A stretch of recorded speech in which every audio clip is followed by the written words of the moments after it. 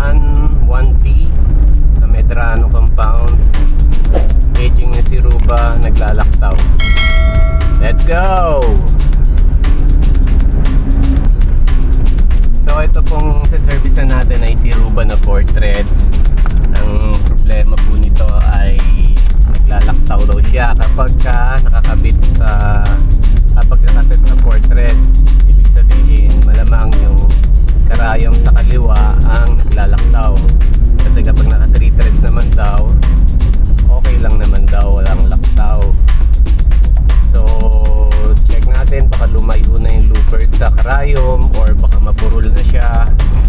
Pero mukhang walang budget yung may-ari sa pagpalit ng looper kasi nasa 200 din yung looper. So check natin kung kaya pang hasain or baka nga wala lang sa timing, baka lumayo. Mamaya malaman natin. Matuturo ko sa inyo kung paano pag timing ng 4 threads at kung paano ang tamang setting kapag naglalaktaw yung 4 threads. Malaman nyo kung paano style ng pagpapatahe, pag-check mamaya, tsaka yung tamang setting. Okay, samahan nyo po ako hanggang sa huli. Walang iwanan.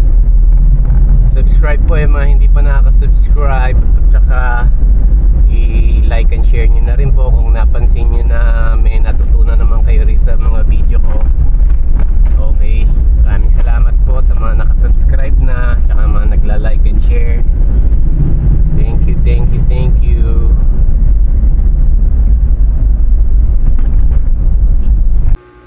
Ayun po, so kanina na-check ko na yung karayom ni mama ay hindi nakasentro dun sa butas ng plato.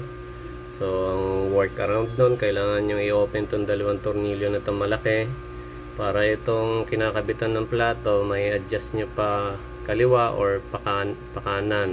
Baliktad, pakaliwa or pakanan. So kanina nasagi yung karayom sa kanan, kaya itong plato kailangan i-adjust natin pakanan.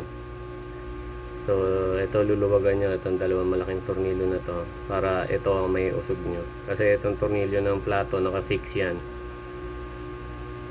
Okay, so ngayon nakasentro na yung karayom dyan sa gitna ng plato. Pwede natin silipin ang timing, at saka kailangan check nyo rin yung karayom kung diretso or bago, kasi baka mamaya baluktot. Doon yung i-timing sa baluktot na karayom. Pag nagpalit ng bagong karayom, wala na naman sa timing.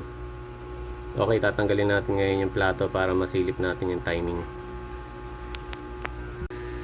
So ito, natanggal na natin kanina yung plato. Tinanggal natin yung ngipin na sa harap.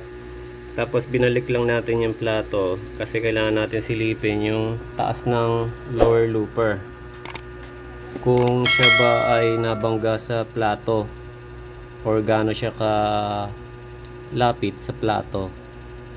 Kasi minsan pag nag-adjust kayo, kailangan nyong malaman kung gaano pa kalaki ang itataas na looper or ibababa. Lower looper ho pinag-uusapan natin. Kasi yung lower looper, ito pong lower looper, turo ko lang. Itong lower looper, na-adjust po yan pababa or pataas. Ito po ang set screw nya. Luluwagan nyo yan para maitaas nyo yan at may baba. Kasi pag itinaas nyo yan, didikit yan sa karayom. Pag ibinaba nyo, lalayo siya sa karayom. Kapag hindi makuha ng ganong technique, kailangan nyo mag-adjust dito mismo sa looper holder. Luluwagan nyo po itong tornilyo na to. Kailangan ay mag-focus yung camera natin. Luluwagan itong tornilyo na to ng humahawak dito sa lower looper holder para maiusog nyo yung looper paabante or patras para may lapit nyo sa karayom. May set nyo ng tama. So ngayon medyo tama naman yung distansya nya sa throat plate. Pwede pa siyang itaas, pwede pa siyang ibaba. Alisin na natin itong plato ngayon para masilip na natin yung distansya niya sa karayom. Pagbaba ng karayom, ayan, so medyo tama lang. Pagbalik ng looper, susungkitin niya na yung sinulid ng karayom. Teka lang ha, steady natin to ating camera dahil nanginginig ang aking kamay. Hanap tayo maganda angulo. Ayun. So ayun, silipin natin dito sa site na to.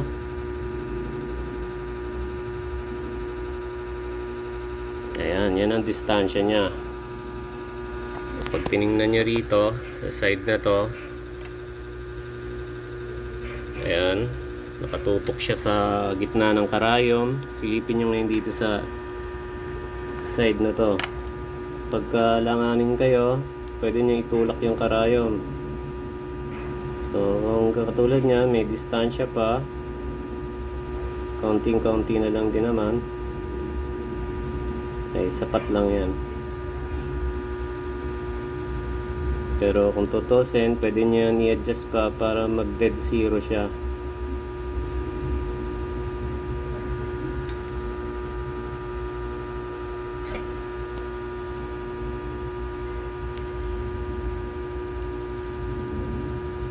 Habang tinatabig ko yung karayom, tinutulak ko, kikita nyo na nagde-deflect pa yung karayom, so pwede natin idikit pa yung looper. Ibig sabihin din yan, hindi hinahawi ng looper yung karayom kasi may distansya nga siyang kaunti pa. Tapos dito naman, pag silip nyo rito sa looper, pag kilos ng looper, pinakakaliwang position ng looper, kaya medyo malabo. Ayan. So, kung mapapansin nyo, teka, zoom out ko lang ng bahagya. Medyo sobrang layo niya. Sobrang layo niya. Pag nilapit natin yung ano,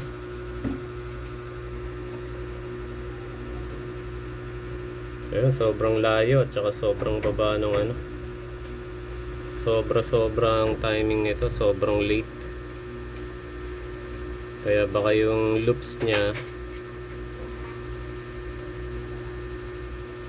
grabe, sobrang baba ng ano, needle bar. Tataas natin yung needle bar.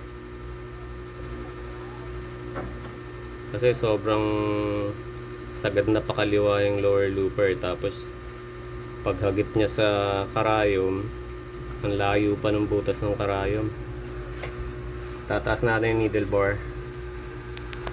Ang adjustment po pala nung pagtaas nitong needle bar, open nyo itong takip. Tapos makikita nyo rin yung shafting. Mamaya pakikita ko sa inyo. So open muna natin itong takip na to. Pinalibre niya na yung pagka-check dun sa high speed. Ano lang naman, wala lang sa alignment yung karayom. Masyadong dikit yung karayom sa throat plate ng high speed niya. Kaya bumabagsak daw yung 116 niya. So in-adjust lang natin yung pressure bar para ma-align na, humabol sa alignment yung kanyang pressure foot. So okay na rin yun. Ayun lang, pauwi na tayo. Bali, kaunti lang ang naituro ko tungkol sa pag-timing ng overlock, sa pag-check ng setting. Medyo masikip din kasi dun sa lugar ni Ma'am Pelin, kaya medyo nagalangan tayo mag-video. At saka isa pa, yung ating camera ay medyo low bat na. Hindi ko alam kung anong problema, low bat ba o puno na yung kanyang memory. Okay, so sa mga